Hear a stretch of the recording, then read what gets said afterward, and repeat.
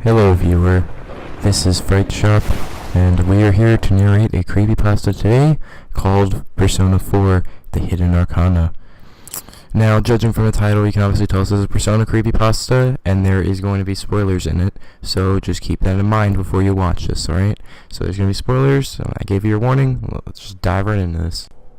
I had just beaten Persona 4, feeling a strong sense of triumph due to finishing the final boss. I listened to credits. The happy tune playing, the anime-style scenes, and the pictures brought a tear to my eyes. Though I looked very weak and sensitive by crying then, it was justified. I knew the game wasn't real, but I still had felt a sense of loss because of the fact that I could not play the game over again and experience it all the same. Call me crazy, but I felt like I had a legitimate bond with Yosuke. The same type of bond that I would have with a real-life friend. I then put my Vita down and plugged it into the charging cord. I then got up to go get ready for work. One more time I was late, and my asshole boss would fire me. This was not good because I was living alone, and both my parents were deceased. After getting ready for work, I put my PS Vita into my pocket and went in the car to head off to work, something that I did not enjoy doing and honestly hated it. The drive to work was oddly quick. It was off-putting how there was barely any traffic or cars on the road, but that feeling soon ended as I was then going along the highway with copious amounts of traffic. After a long while, I finally made it to work. I got out of my car and through the door to the establishment in no time at all. After hours of preparing and serving food to all those insufferable bastards that come in practically demanding food from you, I felt like a slave, trapped between an asshole boss and clients that I've never even heard a simple thank you or have a good day out of their mouths. I then decided that since a new video game I pre-ordered was coming out very soon, I went to ask about working overtime, and afterwards, I was greeted with a surprisingly happy, "Yeah, we are severely understaffed at those times and we could really appreciate the extra help." After my workday was all done, I looked at my schedule and saw that I had to work here from 7 p.m. to 5:45 a.m. I let out a loud gasp and thought to myself, why would they need me for this many hours? This place opens up at 8 and closes at 9. So why the hell would they need me for so much extra time? And why 5:45 a.m.? Is there really that much involved in closing the place up? Deciding that it wasn't in my best interest to argue with my superiors, I got up and checked the time. It was 7:30 p.m. Great. 11 more hours of boredom, I thought to myself. Getting up and cleaning up all the boxes and putting certain foods in the freezer that needed to be stored in there when the place was closed.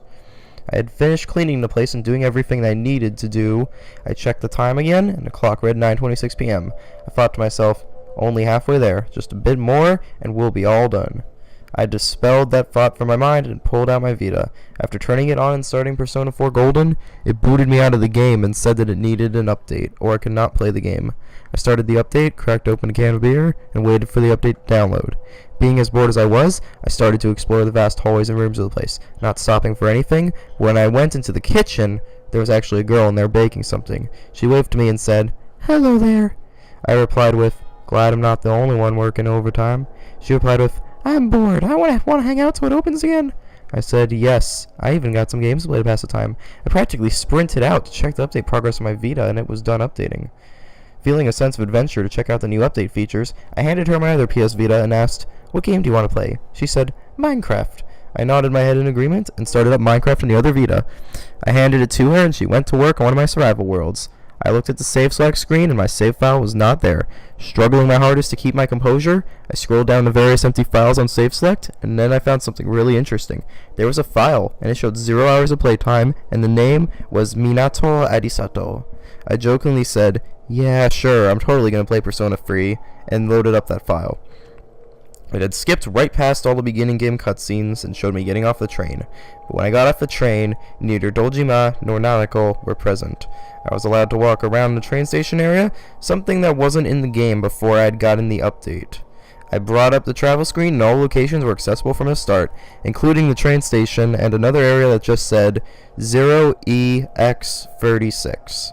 I did not go into either and just went over to the Dojima residence. Akin to the train station, no one was there, so I saw no purpose in going anywhere else and headed off to bed. Then after transition, I was thrown into a dungeon, and in the bottom right corner it read, "A special place." Being very confused at this, I continued on through the hallway next to me. After opening the door at the end of the hallway, an anime cutscene popped up on screen that I could not skip. The song "Who's There" started playing as soon as the scene started. Next, a lady wearing only black robes and a plague doctor mask came out of a portal on the wall. She spoke with static playing louder than her voice and no subtitles. All I could make out was, "Save them, your fate. They all need it." The cutscene ended, and I found myself 5 days ahead in game. Thinking this was really weird, I decided to go to Yasogami High and see if there was anyone there. I went in, and another unskippable cutscene started. It showed me walking into class and the teacher berating me in class because, according to the cutscene, I was a special ed student.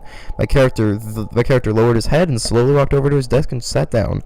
The cutscene then ended, and I was given 3 choices: stand up to the teacher, talk to the kid next to you, escape class. The former 2 said, "You do not have enough courage to perform this action." So, having no other choices, I picked escape class. This time, another cutscene started, but it wasn't animated like in an anime style. Instead, it showed the exact same graphics that are in the game. I watched the cutscene, and after 10 minutes of nothing but my character doodling on his desk, he asked the teacher, "Can I go to the bathroom?" He replied with, "Go ahead, make it quick." He then got up and ran down the hallway and into the practice building. When he got inside, it was nothing like it was the first time I played the game. There were vines covering the walls, all the lights were out, the windows were broken, and there was even a tree growing through the ceiling. The game then gave me control once more, and it acted as if I was in a dungeon. I checked my status screen, and it showed a character that looked totally different than Yu Narukami. His name was not Minato as it was before. He was at level 1, and he had no persona. Checking the equipment screen, it showed that all he had was a bloody switchblade, and it apparently gave a critical hit bonus and boosted agility by plus 15. Then when I checked skills, it showed the following: strike, finisher, flee, throw, and talk. I then decided that it would be best to keep going through this dungeon. The bottom right corner simply read 1F. I ignored it and continued walking around, seeing what I could find in this place. I opened some treasure chests, and they all contained various skill cards, but I could not use them because each one had a different level requirement, with high-level ones like Megadolon requiring level 50, but low-level ones like Dia and Agi having requirements of level 5 or above. After getting a lot of skill cards, all of them being unusable due to me being level 1, I decided to check everything on this floor meticulously to see if I missed anything. What I eventually found was that there was a torch on the wall that had an option to interact with it. Right when I was going to interact with it, the door opened and some of my coworkers came in. I realized that it was time for me to go, so I grabbed both my PS Vitas and hopped in my car. After the short drive home, I went inside and got myself some soda and chips, sat down on the couch and took out my Vita. I opened it back up and interacted with it. I was put into another anime cutscene which showed my character going down what looked like a water slide.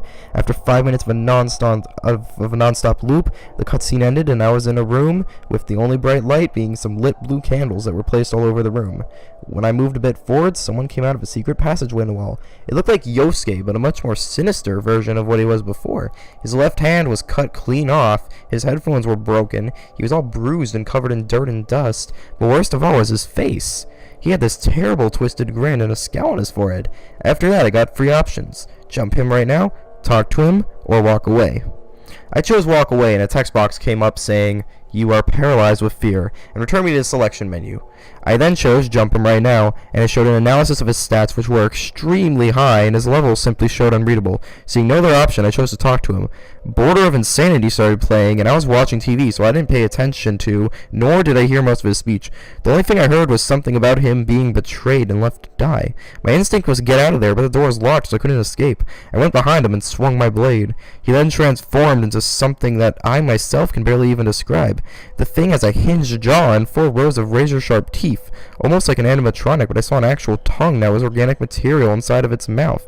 Its body was red with white, with what looked like confetti sprinkled on it. It was wearing a pair of all-black jeans with what looked like stains of blood on them, and last but not least, it had a large incision going from its left eye and all the way across its chest, and it ended at the tip of its index finger, all while blood, intestines, and various robotic parts leaked out of the wound.